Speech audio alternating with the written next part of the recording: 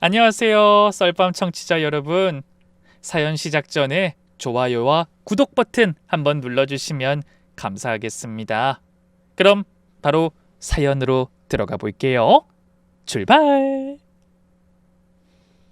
안녕하세요. 저는 전라남도 작은 섬마을에 살고 있는 60대 여성입니다. 남편과 사별한 지 벌써 10년이 넘었네요. 자식들은 다 도시로 나가 살고 있어서 평소엔 혼자 조용히 지내고 있습니다. 아들 하나, 딸 하나를 키웠는데 아들은 서울에서, 딸은 부산에서 각자 가정을 꾸려 살아가고 있죠.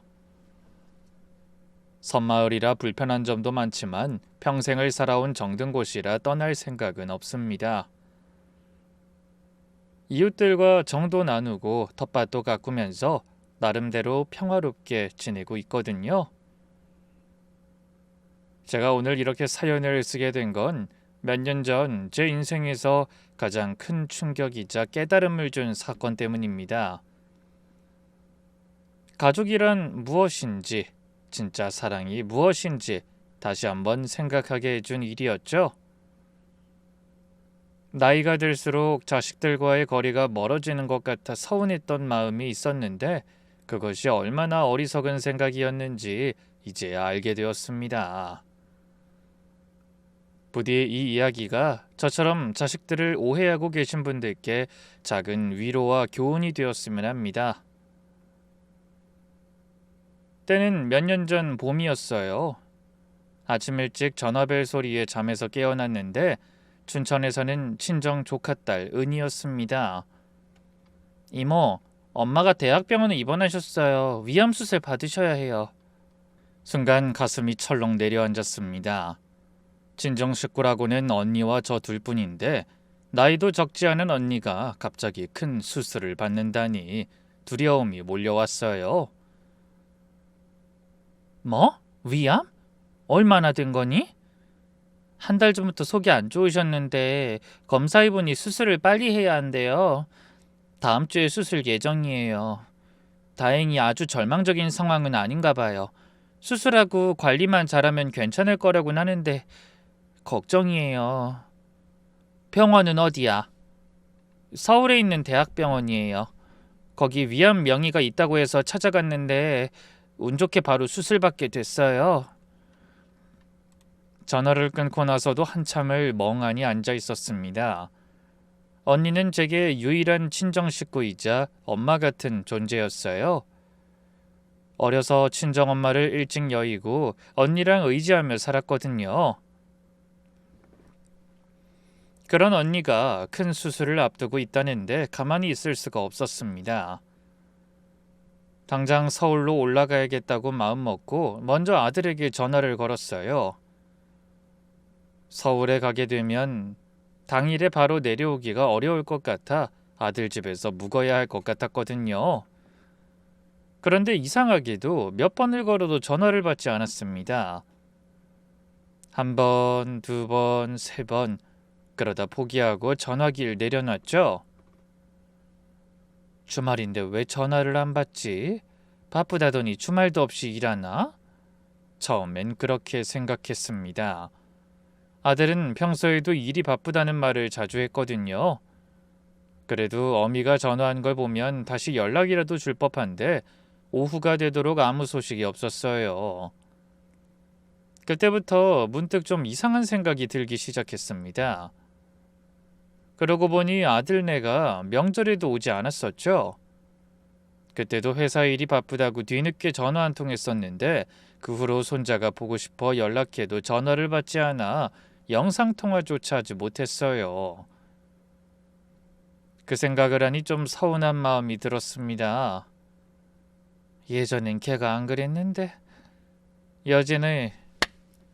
예전에 아들은 남들이 부러워하는 효자였습니다. 결혼하기 전까지는 아무리 바빠도 명절마다 꼬박꼬박 내려왔고 제 생일도 잊지 않고 챙겼어요. 결혼 초기만 해도 며느리와 손자를 데리고 자주 왔었는데 언제부턴가 뜸해지기 시작했죠. 혹시나 싶어 며느리에게 전화를 걸어봤지만 역시나 받지 않았어요. 문자 메시지를 보냈더니 한참 후에야 전화가 왔더군요. 어머님 무슨 일이세요? 평소 며느리답지 않게 차가운 느낌이 드는 목소리였어요. 수진아, 지훈이 아범 좀 바꿔줄래? 전화를 안 받네. 일하고 있어요. 아마 바빠서 전화 못 받을 거예요. 나중에 연락드리라고 할게요. 그래? 오늘 주말인데도 회사에 갔니? 많이 바쁜가 보구나. 네, 어머니. 죄송한데 저도 지금 좀 바빠서요. 아, 그래. 저기 나도 할 말 있어서 전화했다. 이모가 서울에 있는 대학병원에 입원하셨거든? 다음 주에 수술한다고 해서 내가 서울에 좀 올라가 보려고 하는데, 근데 제 말을 들은 며느리가 한동안 아무 말도 하지 않았어요. 그러더니 들릴 듯 말 듯한 숨 쉬는 소리가 나더니 반갑지 않은 말투로 답했습니다. 아, 그러세요? 빨리 회복하셔야 할 텐데.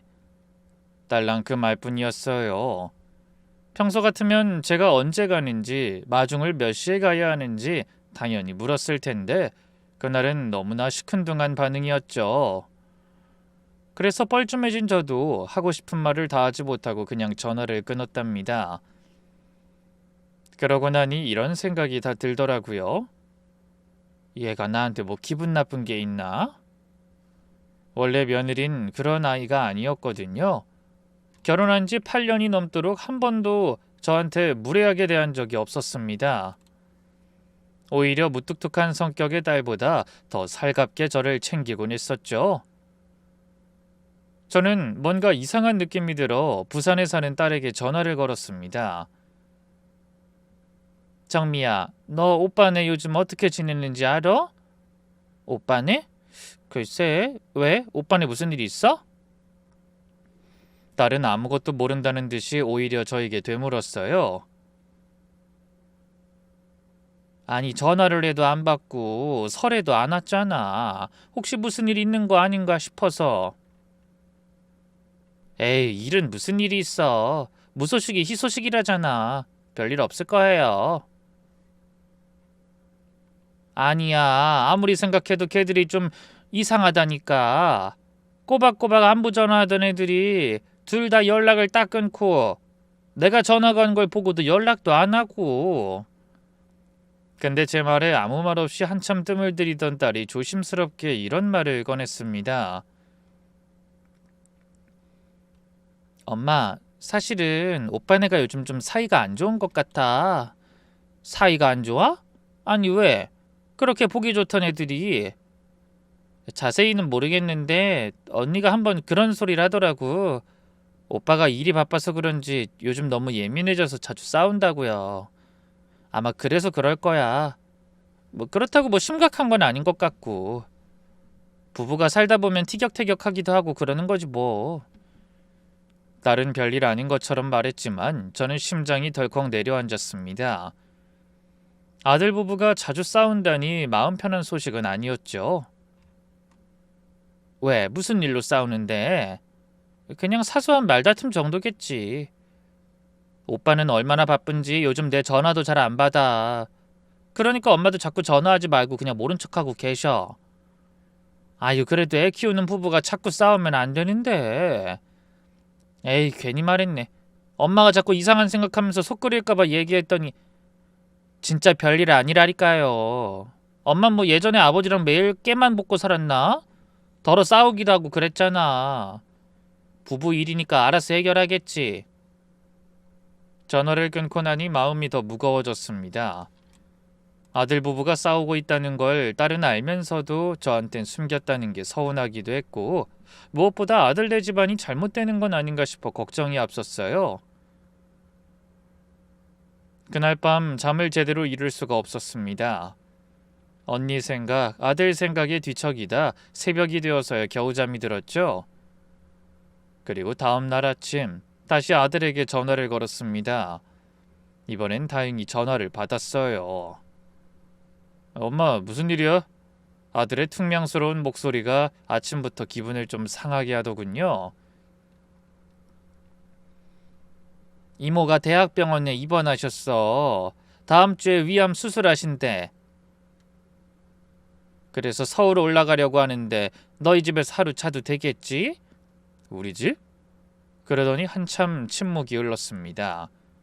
생각지도 못한 아들이 반응에 당황한 제가 재차 물었죠. 왜 안 되니? 엄마가 불편해?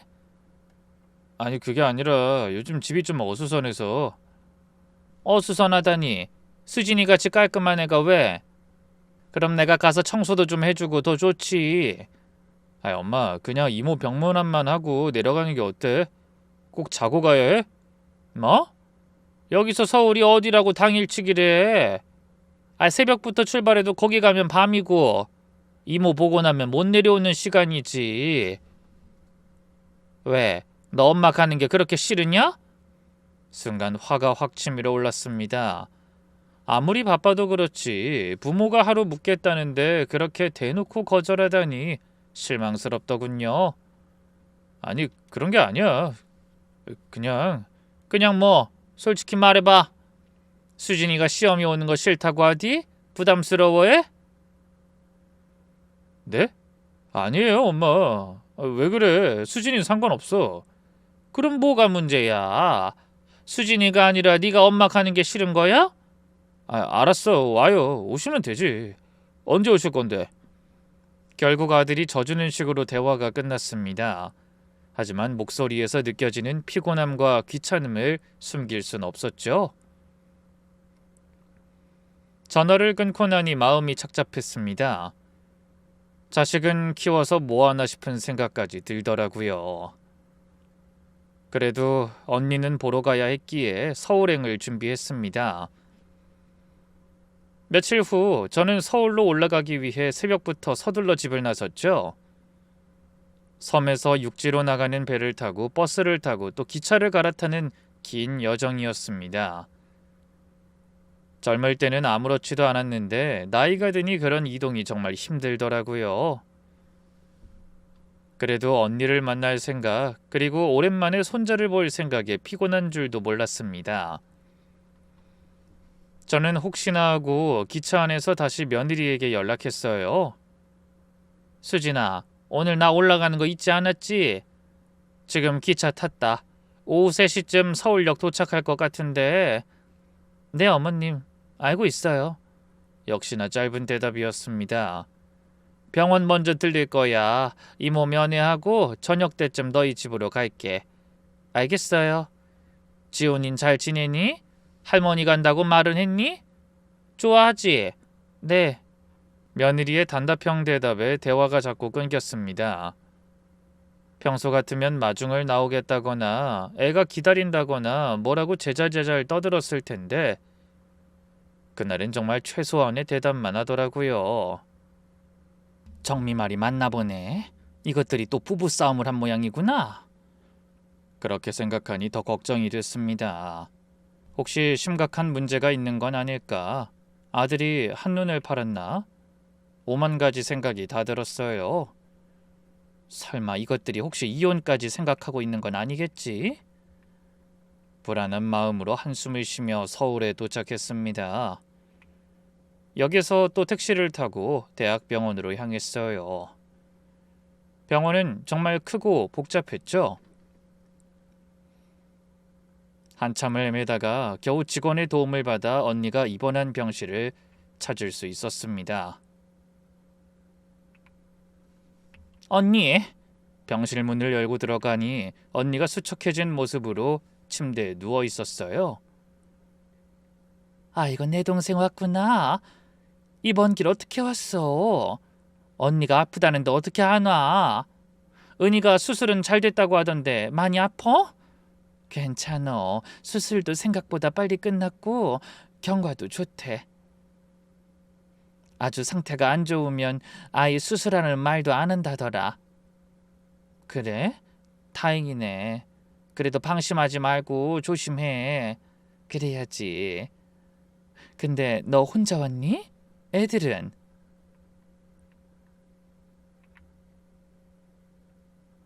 애들이 요즘 바빠서 미안해. 나중에 태어나면 집으로 한번 가라고 할게. 아들과 며느리한테 어찌나 찬바람이 부는지 언니 병원에 같이 가자고 말은 꺼내지도 못했지만 그 사실은 말하지 않았어요. 그 후로 한참을 언니랑 이런저런 얘기를 나누다 보니 어느새 면회 시간이 끝나가고 있었죠. 언니, 좋은 마음으로 푹 쉬면서 남은 치료 잘 받고 있어. 내일 내려가기 전에 한 번 더 들를게. 그래, 너도 오랜만에 손주 보면서 푹 쉬어. 그렇게 인사하고 병원을 나와 아들네 집으로 가려고 며느리에게 다시 연락했습니다. 수진아, 나 병원에서 나왔다. 지금 너희 집으로 가마. 근데 제가 집으로 가겠다고 하자 며느리가 갑자기 다급한 목소리로 말했어요. 어머니, 제가 지금 나와 있어서요. 집 앞에서 잠깐만 기다리고 계세요. 곧 갈게요. 이상했습니다. 제가 분명 간다고 했는데 집에서 기다리지 않고 밖에 나가 있다니 며느리답지 않았어요. 그러다 혹시 저 때문에 장이라도 보러 나왔나 싶은 생각도 들어 서운해하지 않고 일단 아들네 아파트로 향했습니다. 택시를 타고 아들네 아파트에 도착했을 때는 이미 저녁 8시가 넘어 있었어요. 병원에서 언니와 이야기를 나누다 보니 시간 가는 줄 몰랐던 거죠. 게다가 서울의 교통체증까지 겹쳐 시간이 예상보다 많이 늦어졌습니다. 아파트 입구에 도착해서 또 전화를 걸었어요. 현관 입구에 도착하면 전화하라고 며느리가 신신당부했거든요. 수진아, 나 아파트 입구 도착했다. 너희가 1308동이던가? 어머님, 제가 지금 가고 있어요. 조금만 기다려주세요. 그렇게 전화를 끊고 5분쯤 지났을까요? 저 멀리서 며느리가 뛰어오는 모습이 보였습니다. 근데 왠지 표정이 너무 불안해 보였어요. 그래도 저를 보고 인사는 깍듯이 하더군요. 어머님 오시느라 고생하셨어요. 그래. 근데 너 어디 갔다 오는 거니? 집에 있지 않고? 아, 잠깐 마트에 다녀왔어요. 제 예상이 맞았다고 생각했지만 뭔가 이상했어요. 며느리 손에는 아무것도 들려있지 않았거든요.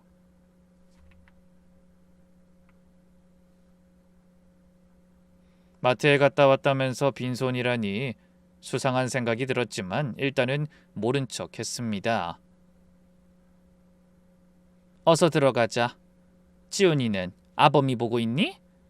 그 말을 하고 엘리베이터 쪽으로 걸어가려는데 며느리가 갑자기 제 앞을 막아섰습니다. 어머님, 그게 왜 무슨 일 있냐? 며느린 한참을 망설이더니 결국 입을 열었어요. 어머님, 제가 호텔 잡아놨어요. 순간 저는 귀를 의심했습니다. 시어머니가 왔는데 호텔에 가라니 예전 같으면 상상도 할 수 없는 일이었어요. 불과 얼마 전까지도 제가 그냥 간다고 하면 자고 가라고 난리였던 게 바로 저희 며느리였거든요. 뭐? 호텔? 아니 무슨 소리야? 내가 왜 호텔을 가? 집이 있는데. 그게 제가 요즘 바빠서 집이 너무 엉망이에요. 어머니 피곤하실 텐데 편하게 주무셔야죠. 여기서 멀지 않은 곳에 깨끗한 호텔 예약해놨어요. 얼른 가세요. 그러더니 서둘러 제 가방을 들고 앞장서 걸으려고 했어요. 믿을 수가 없더군요. 아무리 부부싸움을 했다고 해도 집 앞까지 온 시어머니를 호텔로 보낸다는 게 말이나 되는 소린가 싶었죠. 수진아, 너 왜 안 하던 짓을 하니? 내가 남이냐? 멀쩡한 아들질 코앞에 두고 내가 왜 호텔에 가? 어머님 정말 죄송해요. 하지만 지금은 정말 집에 모실 수가 없어서 그래요. 며느리의 목소리가 떨리고 있었습니다. 눈가도 촉촉해진 것 같았어요. 하지만 전 그때 너무 화가 나서 그런 걸 자세히 볼 여유가 없었죠. 지훈이 아범은 어딨니? 당장 불러봐라. 지금 일하러 나가서 없어요. 일? 이 시간에 무슨 일? 요즘 회사 일이 바빠서 매일 늦어요. 새벽이나 들어올 거예요. 아무래도 거짓말 같았습니다. 제가 분명히 서울에 온다고 했는데 멀리서 온 어미한테 코빼기도 비추지 않는다는 게 이상했죠. 그럼 지훈이는 지 아빠가 없으면 애 혼자 집에 있다는 거야? 이웃에서 봐주고 있어서 괜찮아요. 걱정하지 마시고 얼른 호텔로 가요, 어머니. 너희 둘이 또 싸웠구나. 뭐 물건이라도 던지고 싸운 거냐? 그래서 날 집에 아예 들이지도 못하는 거야? 네? 아니, 그런 게 아니라. 며느린 제대로 대답하지 못하고 우물쭈물하며 고개만 숙였습니다. 역시 제 생각이 맞았던 게 확실했죠. 부하가 치밀어 저도 모르게 언성이 높아지더군요. 아무리 부부싸움을 했어도 그렇지 시어미를 호텔에 보내는 며느리가 어딨니? 내가 자주 오는 것도 아니고 몇 년 만에 오는 건데. 어머님 죄송해요. 오늘만 좀 이해해 주세요. 다음에 오시면 잘 모실게요. 화가 머리끝까지 치밀어 올랐지만 더 고집을 부려봤자 소용없을 것 같았어요. 며느리가 굳은 결심을 했는지 계속된 제 말에도 꿈쩍을 하지 않더라고요. 됐다, 가자. 호텔이 어디냐? 피곤하니 거기라도 어서 가자. 결국 저는 고집을 꺾고 며느리를 따라 호텔에 가기로 했습니다. 앞장서서 걷는 며느리를 보며 저는 깊은 한숨을 쉬었어요. 전에는 그렇게 살갑게 굴더니 아무리 싸웠다고 해도 이렇게 시어미를 홀대해? 저게 본색인 거야. 못된 것. 온갖 나쁜 생각이 다 들었습니다. 처음부터 저를 싫어했는데 그동안 연기를 한 건가? 아들과 싸우고 나니 시댁 식구들이 꼴보기도 싫어진 건가? 별의별 생각이 다 들더라고요. 그렇게 10분쯤 걸었을까요? 며느리가 한 오래된 건물 앞에서 멈춰섰습니다. 여기에요, 어머님. 고개를 들어 건물을 보는 순간 저는 할 말을 잃었어요. 자신 있게 호텔이라며 데려가길래 그래도 좀 번듯한 곳일 줄 알았는데 이건 뭐 호텔이 아니라 그냥 허름한 모텔이었어요. 간판에 불빛도 반쯤 꺼져서 깜빡거리고 있었고 주변도 온통 모텔촌이었죠. 1층에는 술집인지 노래방인지 모를 가게들이 있었고 입구도 좁고 어두컴컴했습니다. 아무리 봐도 호텔이라고 불릴 수 있는 곳이 아니었어요. 이게 호텔이냐? 네, 비즈니스 호텔이에요. 깨끗하고 조용해요. 며느리가 변명하듯 말했지만 누가 봐도 그냥 싸구려 모텔이었어요. 집에 들이기도 싫은 노인네한테 돈 한 푼 쓰는 것도 아까웠던 모양이구만. 눈물이 날 것 같았습니다. 서운함을 넘어 모욕감까지 들었어요. 남편이랑 사이 좋을 때는 입에 혀처럼 굴리더니 사이가 틀어졌다고 집에 팔도 못 들이게 하고 싸구려 모텔이나 잡아주다니. 내가 애를 잘못 봐도 단단히 잘못 봤구나. 모텔 입구로 들어서니 더 가관이었습니다. 복도에서는 담배 냄새가 잔뜩 났고 벽지는 곰팡이로 얼룩져 있었어요. 작은 창구에 앉아있는 사람도 영 믿음직스럽지 않아 보였죠. 며느리가 자연스럽게 창구로 가서 직원에게 말했어요. 302호 열쇠 주세요. 예약을 해뒀다는 게 더 화가 났습니다. 처음부터 아예 저를 집에 들일 생각이 없었다는 거니까요. 건물이 얼마나 오래됐는지 엘리베이터도 없어서 계단으로 올라가야 했습니다. 피곤한 몸을 이끌고 3층까지 올라가니 숨이 턱까지 차올랐죠. 며느리는 그런 저를 돌아보지도 않고 앞만 보고 걸었습니다. 어머니 여기에요. 302호 문을 열고 들어가니 정말 최악이었어요. 방은 담배 냄새로 찌들어 있었고 벽지는 누렇게 변색돼 있었어요. 그나마 청소 상태는 나쁘지 않은 것 같아 다행이었죠. 침대 시트는 낡았지만 비교적 깨끗하게 세탁돼 있었고 화장실도 제법 잘 치워놨더군요. 하지만 워낙 시설이 낡아서 그런지 찝찝한 기분은 떨칠 수가 없더라고요. 내가 멀쩡한 아들 집을 놔두고 왜 이런 데서 자야 하는 건지. 죄송해요, 어머니. 급하게 구하다 보니 하루만 참아주세요. 그럼 전 바빠서 이만 가볼게요. 푹 쉬세요. 제 표정이 심상치 않아 보였는지 며느리는 뒷걸음질 치며 뭐라 변명도 하지 않고 그냥 나가버렸어요. 낯선 모텔에 혼자 남겨진 저는 침대에 털썩 주저앉았습니다. 내가 아들 며느리한테 뭘 잘못해서 이런 대접을 받아야 하나? 서러움이 북받쳐 오르더군요. 혹시 남편이 살아있었다면 절 그렇게까지 함부로 대하진 못했을 텐데 혼자 사는 시어머니라고 무시하는 건가? 별별 생각이 다 들었어요. 몸이 천근만근 무거웠지만 내키지 않아 제대로 씻을 기분도 나지 않았죠. 그래서 대충 세수만 하고 나와 침대에 누웠습니다. 그런데 침대가 너무 딱딱하고 불편해서 도저히 잠이 오지 않았어요. 게다가 옆방에서 크게 틀어놓은 TV 소리가 그대로 들려왔고 복도에서는 사람들이 웅성거리는 소리가 계속 들렸죠. 한숨을 쉬며 자리에서 일어나 창밖을 내다봤습니다. 저 멀리 아들네 아파트가 보이더군요. 불이 켜진 창문을 바라보니 갑자기 서글픔이 밀려왔어요. 저 중에 어느 집이 우리 아들네 집일까? 지훈이는 지금 뭘 하고 있으려나? 서울까지 왔는데 손주 얼굴도 한번 못 보다니. 이런저런 생각에 눈물이 왈칵 솟았습니다. 손주 목소리라도 들을까 싶어 전화를 해볼까 하다가 그만뒀네요. 그때는 아들이고 며느리고 목소리조차 듣고 싶지 않더라고요.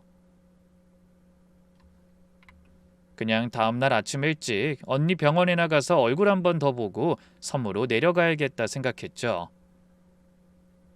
그러다 문득 도대체 무슨 일이 있었기에 아들과 며느리 사이가 나빠졌는지 궁금해졌습니다. 전에 아들이 주식 얘기를 했던 것 같은데 혹시 그게 잘못되어서 큰 돈을 날린 건가? 아니면 애 양육 문제로 생각이 달랐던 건가?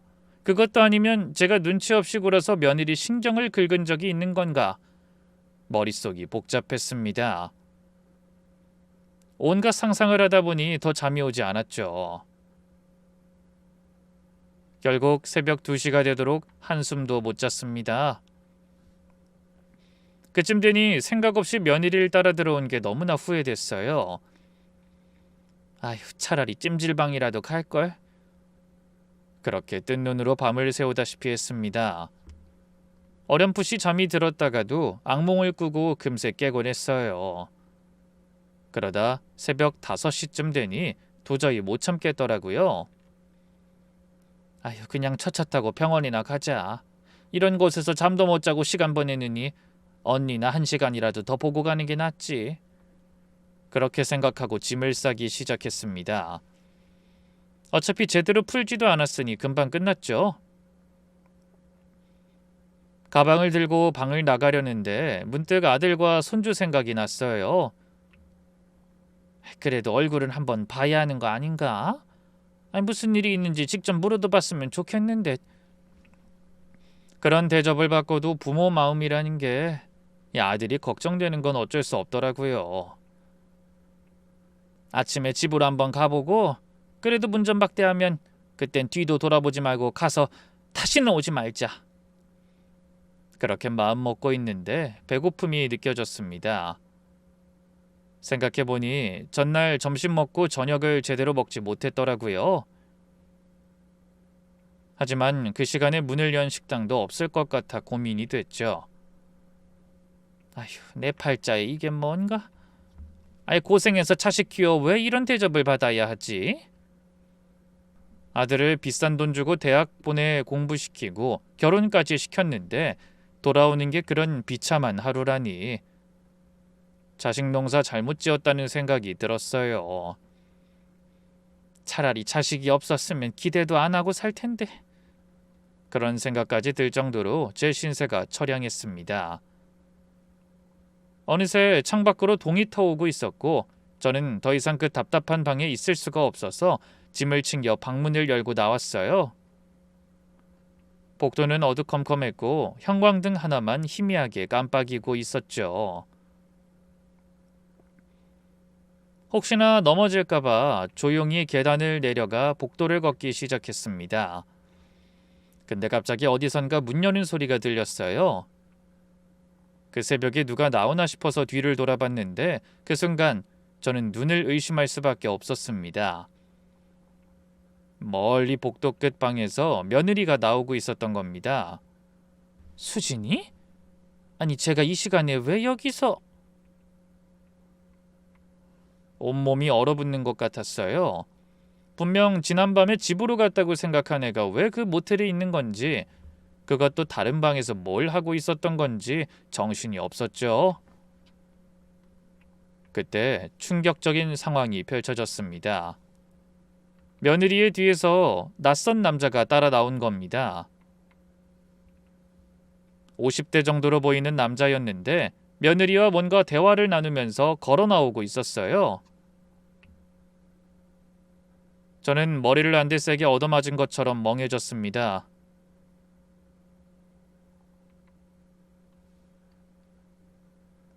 아니 이게 무슨... 저 남자는 누구지? 다리가 후들후들 떨리고 머리가 하얘졌어요. 내가 지금 뭘 보고 있는 거지? 며느리가 다른 남자랑 모텔방에서 나오는 장면을 보게 되다니, 어떻게 이런 일이... 아무리 부부 사이가 안 좋아도 이건 아니지. 믿을 수가 없었습니다.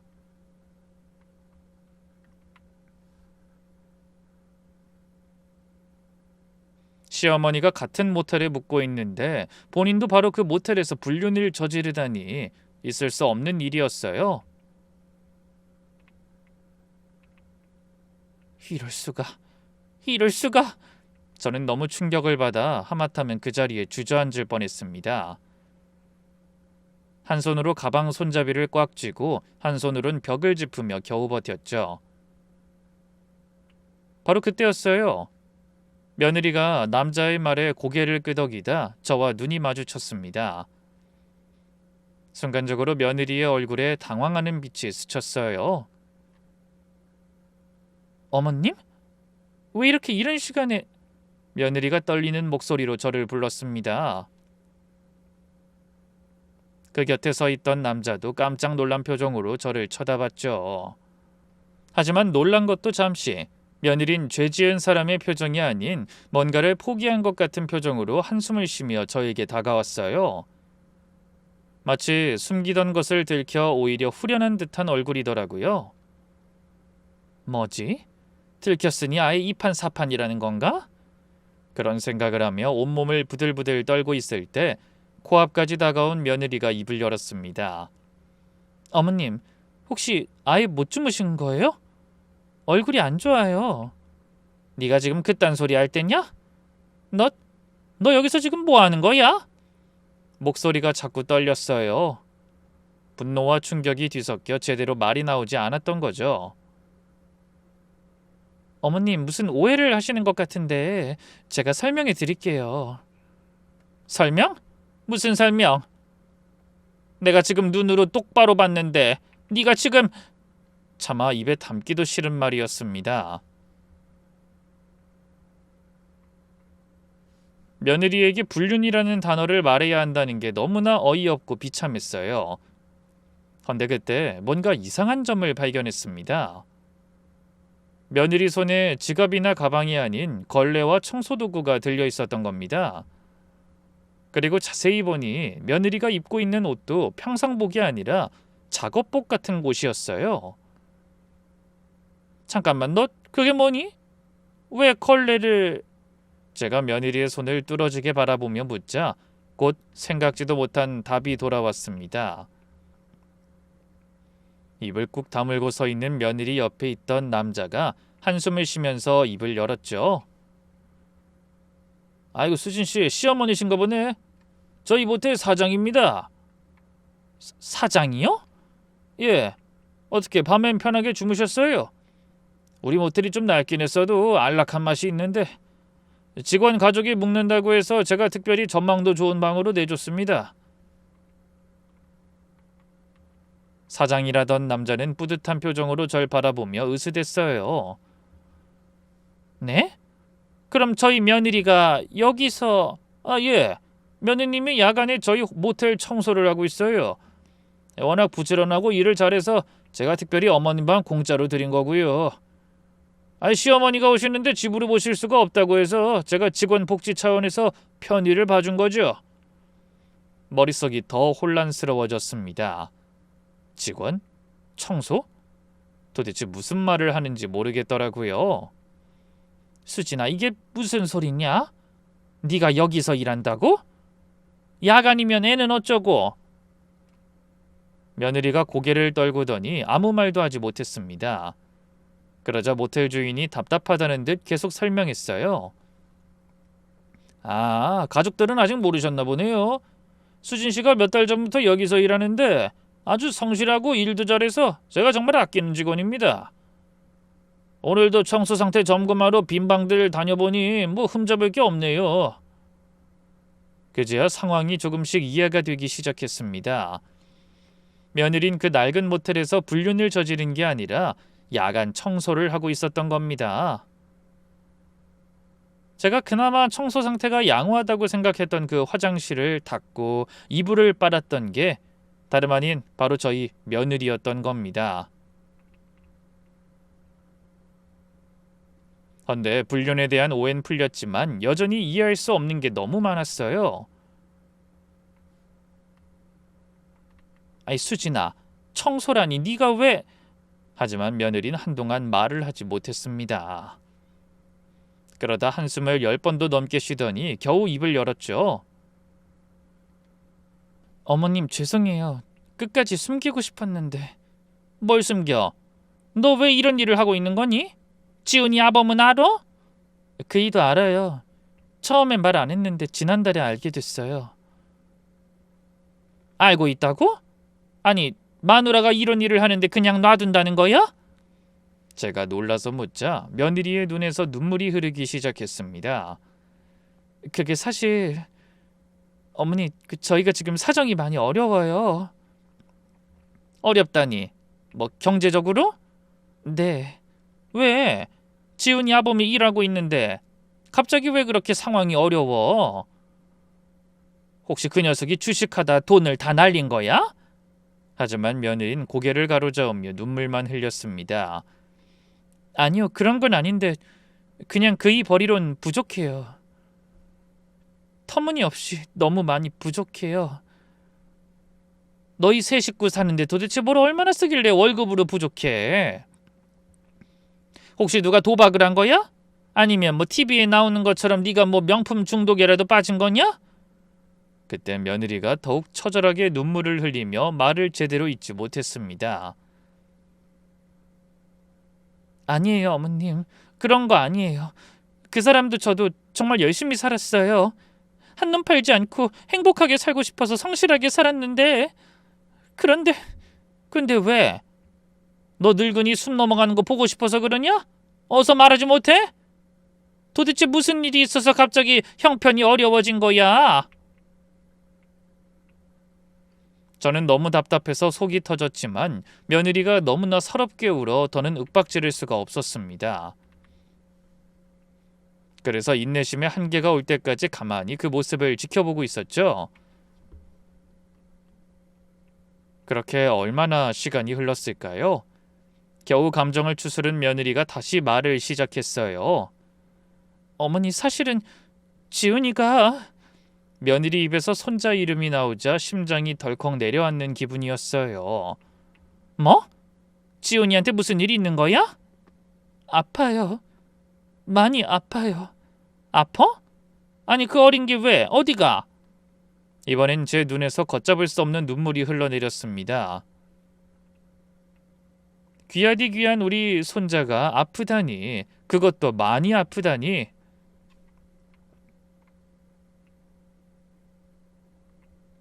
정확한 얘긴 듣지도 못했는데 주체할 수 없는 감정이 밀려왔어요. 하지만 정확한 이유는 알아야 했기에 어떻게든 감정을 다스리기 위해 노력하며 힘겹게 입을 열었습니다. 어디가 아픈 거니? 뭐 사고야? 아니요, 그런 게 아니라 몇 달 전부터 지훈이가 자꾸 머리가 아프다고 했어요. 처음엔 크느라 그런가 보다 하고 넘어갔는데 날이 갈수록 심해지는 것 같더라고요. 그래서 동네 병원에 데려갔더니 갑자기 큰 병원에 데려가서 정밀 검사를 하라는 거예요. 겁이 나긴 했는데 고작 7살짜리 애한테 뭐 별 문제가 있을까 했죠. 그런데 뭐야 병이라는 희귀병이라는 거예요. 뭐야 뭐?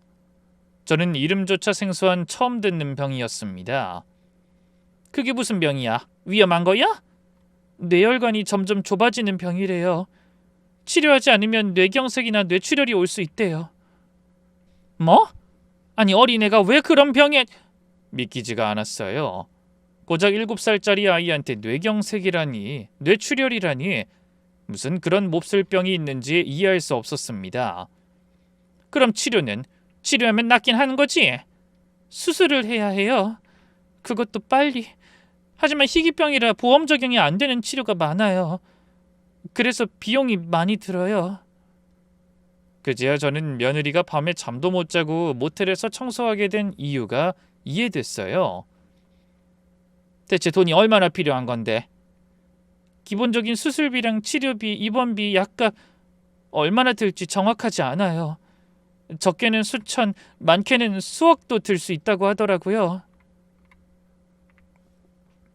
그래서 아범 월급만으론 부족했던 거니? 그게 사실 어머니... 왜? 뭐가 더 있는 거냐? 사실은 그 회사가 문을 닫았어요. 그래서 제대로 된 일자리를 구하지도 못한 상태에서 지훈이가 아픈 걸 알게 됐어요. 뭐야? 하필 애가 아플 때 아범 회사가 망한 거냐? 아니 어떻게 그런 일이... 그러게 말이에요. 회사가 망하면서 직원들이 퇴직금도 제대로 못 받았어요. 사실 그 전부터 불안하긴 했어요. 월급이 몇 달째 제대로 안 나왔거든요. 근데 그이가 사장님이랑 의리가 있다고 몇 달만 참아보겠다고 했는데 결국 밀린 월급도 안 주고 회사가 문을 닫은 거예요. 저런. 그래서 치료비랑 생활비가 부족해서 제가 지훈이 병원에 다니면서 틈틈이 여기서도 일하고 집에서도 부업도 해요. 부업? 네. 뭐 봉투 접기, 양말에 리본 달기, 마늘 까기 할 수 있는 건 다 해요. 그래서 집이 너무 어수선해서 어머님을 모실 수가 없었어요. 온 집안에 부업할 물건들이 쌓여 있거든요. 그제야 며느리가 저를 집에 들이지 못한 이유도 이해가 됐습니다. 며느린 제가 오해한 것처럼 시집 식구가 싫거나 남편과 싸워서 저를 모텔에 보낸 게 아니었어요. 손주의 치료비를 벌기 위해 부업할 물건들로 가득한 집을 보여줄 수가 없었던 겁니다. 네가 이렇게 종종거리는데 아범은 뭘 하고 있니? 그 일도 힘들어요, 어머니. 이렇게 된 게 다 자기 탓이라고 자책하면서 일자리 알아보고 대리운전해요. 저랑 교대로 병원에서 애도 돌보고요. 지난 몇 달간 저희 정말 한시도 편하게 쉰 적이 없어요. 아들 역시 새 직장 구하고 대리운전까지 하면서 마음의 여유가 없어 안부 전화도 하지 못한 모양이더군요. 아니 이런 중요한 일을 대체 왜 나한텐 숨긴 거냐? 며느리가 고개를 들고 저를 봤습니다. 눈이 퉁퉁 부어 있었어요. 어차피 뾰족한 수도 없는데 괜한 걱정드리고 싶지 않았어요. 혹시 애 걱정하시다가 어머니까지 건강 안 좋아지실까 봐 걱정도 됐고요. 아무리 그래도 말했어야지. 우리 강아지가 그렇게 아픈데 이 할미가 모른다는 게 말이나 되는 소리야? 제 목소리에도 여전히 울음이 섞였습니다. 죄송해요, 어머니. 그이가 어머니한테 우는 소리 하기 싫다고 하더라고요. 잘 사는 모습만 보여드리고 싶다고요. 그래서 아마 더 연락 못 드렸을 거예요. 어머니 목소리 들으면 자기도 모르게 울 것 같다고 하더라고요. 지훈이 지금 어딨니? 병원에 있어요. 애가 입원하면 저희가 더 정신이 없어요. 모든 건 다 저 혼자만의 착각과 오해였습니다. 아들과 며느리가 저를 홀대한다고 괘씸해하던 지난 시간이 떠올라 너무나 죄스럽고 미안했어요. 두 아이가 손주를 살리기 위해 얼마나 동동거리는지도 모른 채 저를 부모로 대접해주지 않았다고 속 좁게 성질을 냈다니 너무나 한심했죠. 저는 얼른 며느리의 손을 잡으며 말했어요. 미안하다 수진아. 내가 부모가 돼서 아무것도 모르고 오해만 하고 있었어. 아니에요 어머님. 말씀 못 드려서 저희가 죄송하죠. 저는 손등으로 눈물을 닦으며 말을 이었습니다. 병원에서는 뭐라고 하는 거니? 수술만 받으면 큰 문제는 없는 거지? MRI 찍어보니까 뇌혈관이 가늘어져 있대요. 혈관 우회술이라는 수술을 해야 하는데 근데 뭐 한 번에 끝나는 게 아니에요. 양쪽 뇌를 다 해야 해서 최소 2번은 수술해야 하고 수술 후에도 계속 관리가 필요해요. 재활치료도 받아야 하고 계속 약도 먹어야 하고 수술 안 하면 언제 무슨 일이 생길지 모르는 병이래요. 뇌에 시한폭탄을 가지고 다니는 거랑 같다고 하더라고요. 시한폭탄이라는 말에 가슴이 먹먹해졌습니다. 7살짜리 아이에게 왜 그런 일이 생긴 건지 너무 가혹한 것 같았어요. 그래서 이렇게 돈을 벌면 해결은 되는 거니? 어떻게든 버텨봐야죠. 전세자금 대출 이자에 생활비에 지훈이 치료비까지 턱없이 부족하긴 하지만 그이가 곧 다시 취직한다고 했으니까 잘 버텨볼 거예요. 너희 둘 다 잠은 제대로 자는 거니? 하루에 몇 시간 자는 거야? 3-4시간? 그것도 잠깐씩 쪽잠 자는 거죠. 그이도 마찬가지고요. 그래도 애만 낳을 수 있다면 이 정도 힘든 건 아무것도 아니에요. 며느리의 얼굴을 자세히 보니 많이 수척해져 있었습니다. 눈밑은 꺼먹고 볼은 움푹 들어가 있었죠. 이렇게 힘든 일을 왜 아무한테도 말을 안 하고 둘이 감당했어? 가족이 뭐니? 서로 도와야지. 하다못해 내가 지훈이 병원에라도 가서 도와주면 좀 덜 힘들 거 아니니? 너희 시누이도 모르는 거지? 아니요, 아가씨는 알아요. 제가 지난달에 너무 힘들어서 아가씨한테 전화해서 울었어요. 그랬더니 아가씨가 바로 올라왔더라고요. 뭐? 정민은 알아? 네, 아가씨도 지훈이 치료비에 보태라고 500만 원이나 내놨어요. 저희가 어머니한테 비밀로 해달라고 부탁한 거예요. 딸까지 알고 있었다는데 저한테 깜찍하게 거짓말한 게 괘씸하기도 하고 찡하기도 했어요. 저 걱정하지 않게 하려고 다들 얼마나 애썼는지 알 것 같았거든요. 딸은 제가 아들과 며느리에게 무슨 일이 있을 거라고 의심하자 어떻게든 다른 말로 둘러대려고 애쓴 겁니다. 병원에 지훈이 보러 가자. 네, 지훈이가 할머니 만나면 좋아할 거예요. 그렇게 저와 며느린 함께 모텔을 나섰습니다. 택시를 타고 병원으로 가는 내내 가슴이 쿵쿵 뛰었어요. 손주가 투병 중이라는 게 믿기지 않았습니다. 병원에 도착해서 손주가 입원한 병실로 갔는데 면회 시간이 제한돼 있어 잠깐밖에 볼 수 없다고 하더군요. 병실 앞에서 아들을 만났습니다. 엄마? 아들이 깜짝 놀란 표정으로 저를 바라보더군요. 아들을 보고 저는 정말 충격받았어요. 몇 달 만에 갑자기 10살은 더 늙어버린 것 같은 모습이었거든요. 수염도 제대로 깎지 못했고 눈은 충혈돼 있었죠. 아마도 아이가 아픈 그 어려운 시기에 자기가 실직까지 했다는 사실이 아들을 더욱 힘들게 하는 것 같았어요. 저는 아들을 보며 원망의 말을 퍼부었습니다. 이 답답한 녀석아. 이렇게 힘들어질 때까지 왜 말을 안 했어? 엄마 미안해. 좋은 모습만 보여주고 싶었는데 내가 너무 못나 보여서 엄마한테만은 이런 모습 보이기가 싫더라고. 아들이 갑자기 제 앞에서 펑펑 울기 시작했습니다. 마흔을 바라보는 아들이 어미 앞에서 어린아이처럼 울더군요.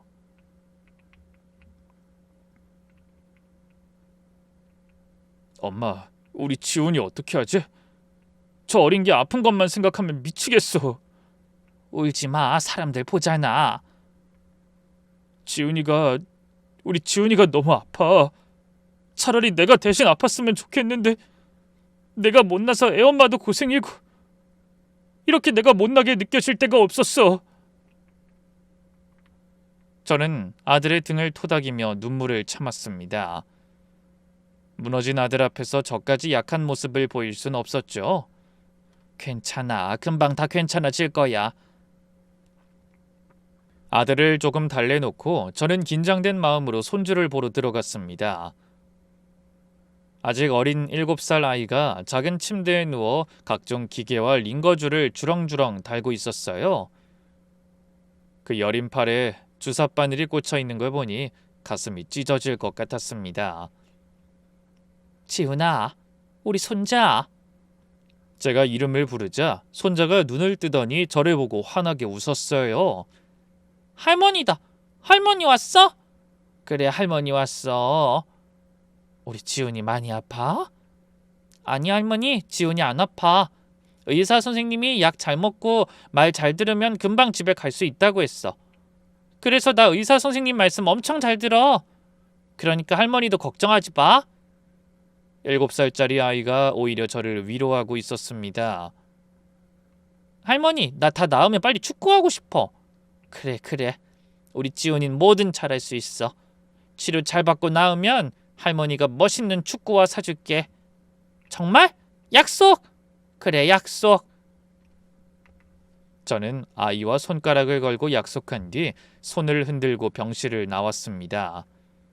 그러고는 복도에 나와 간신히 참아온 눈물을 쏟으며 의자에 주저앉았죠. 아이가 해맑으니 마음이 더 아픈 것 같았어요.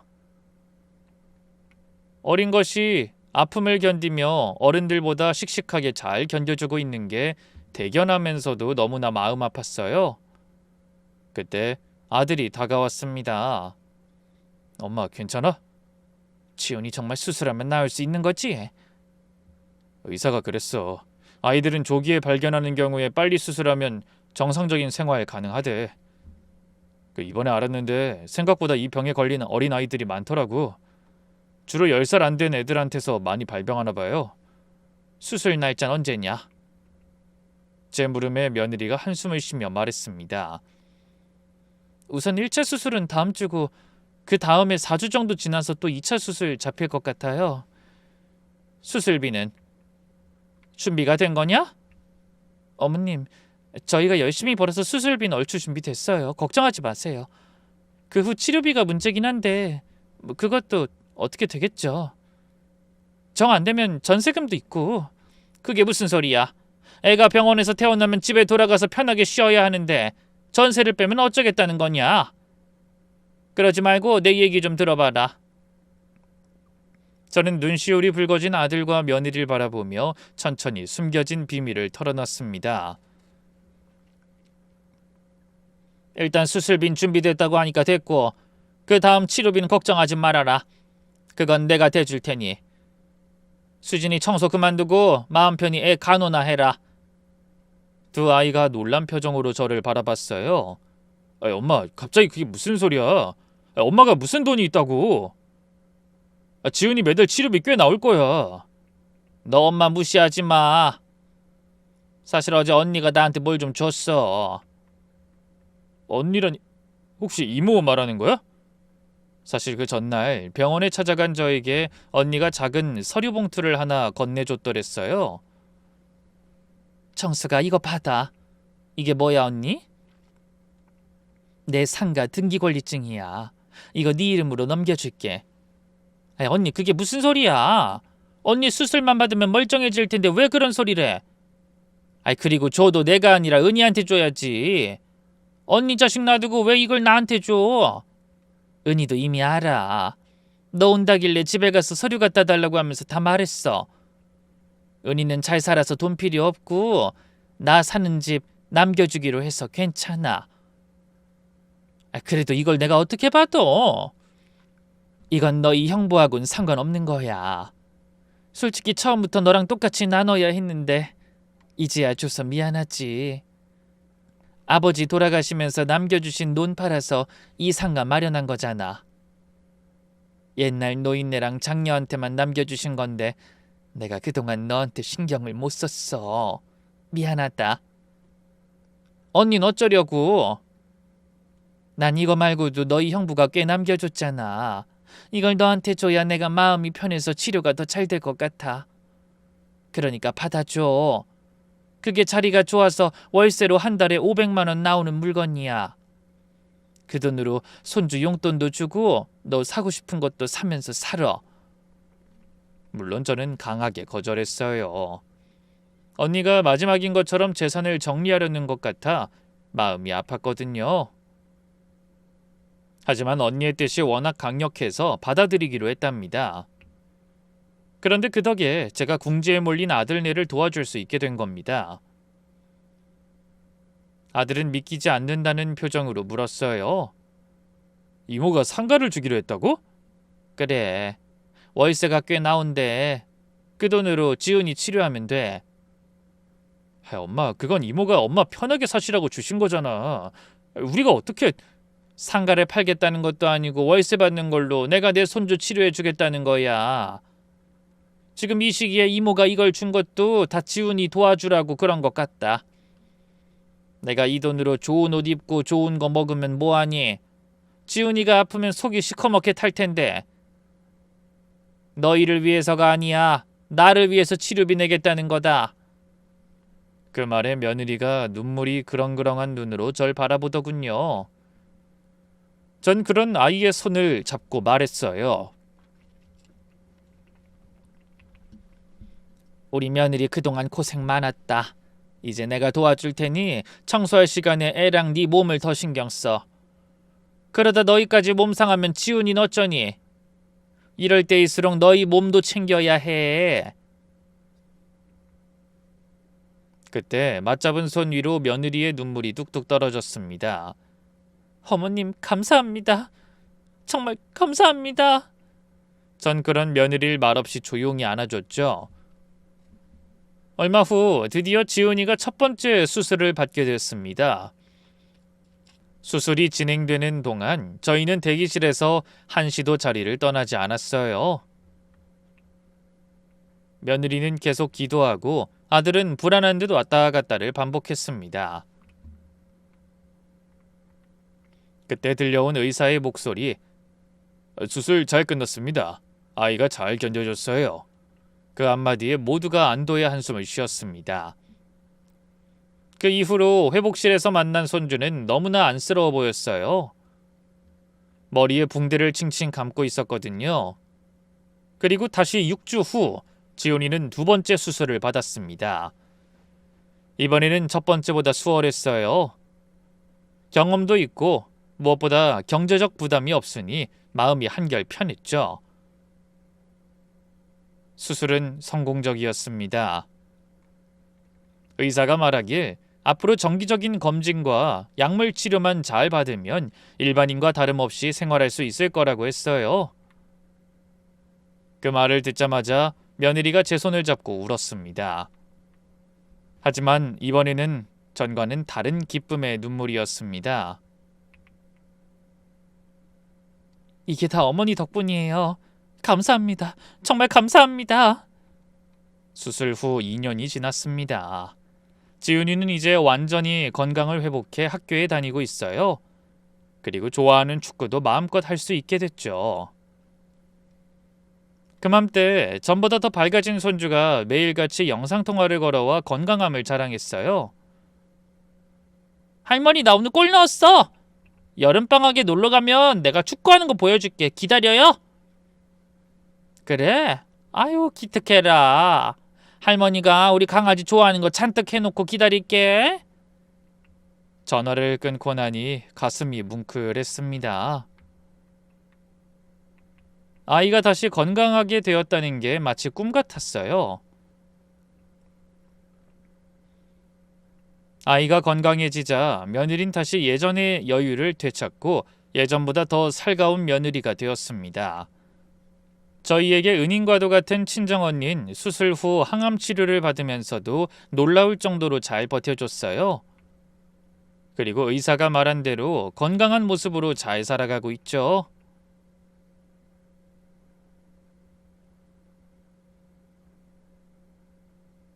정수가, 내가 준 상가가 제대로 쓰이는 것 같아서 마음이 편해. 고마워. 이게 다 언니 덕분이야. 정말 고마워. 뭘 가족끼리. 지훈이가 건강해져서 나도 기쁘지. 그러던 어느 날 아들에게서 전화가 왔습니다. 엄마, 나 승진했어. 어머나 또? 아이 과장된 지 얼마 안 됐는데 벌써? 엄마 아들이 워낙 잘났잖아. 아 참, 그리고 예전 회사 대표님이 연락해서 내 밀린 월급 보내줬어. 믿고 기다려줘서 고맙다고 하더라고. 조금만 기다리면 퇴직금도 꼭 돌려주겠다고 했어. 아유 듣던 중 반가운 소리다. 지훈이가 건강해지니까 일이 술술 풀리는구나. 이게 다 엄마 덕분이지. 그때 엄마 안 계셨으면 우리 어쩔 뻔했나 몰라. 알면 됐다. 그러니 앞으로는 무슨 일 있거든 너희끼리 끙끙대느라 괜한 오해 만들지 말고 꼭 어미한테 말을 해줘야 한다. 가족이 뭐냐. 힘들 때 서로 기대는 게 가족이지. 아들은 큰 소리로 그러겠다고 하고 기운 넘치는 목소리로 전화를 끊었습니다. 그 목소리를 들으니 저도 절로 기분이 좋아지더군요. 전화를 끊고 저는 바다를 바라봅니다. 파도가 밀려왔다가 물러가길 반복하죠. 인생도 그런 것 같아요. 힘든 일이 밀려와도 결국은 물러가고 또 다른 파도가 희망을 싣고 오니까요. 그러니 혹시나 여러분의 앞날에도 견디기 힘든 고통이 닥쳐오거든 절대 포기하지 마시고 가족과 함께 고민을 나누며 어려움을 이겨내시길 부탁드립니다. 그럼 오늘도 사연을 함께 하신 모든 분의 행복과 안녕을 기원하며 저는 물러가겠습니다. 감사합니다.